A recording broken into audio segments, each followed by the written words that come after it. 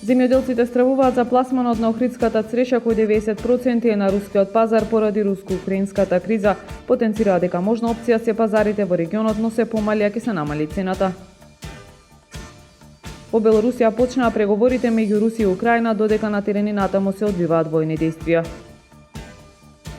6 години импровокација во петок роденденско шоу на сцената на Народниот театар.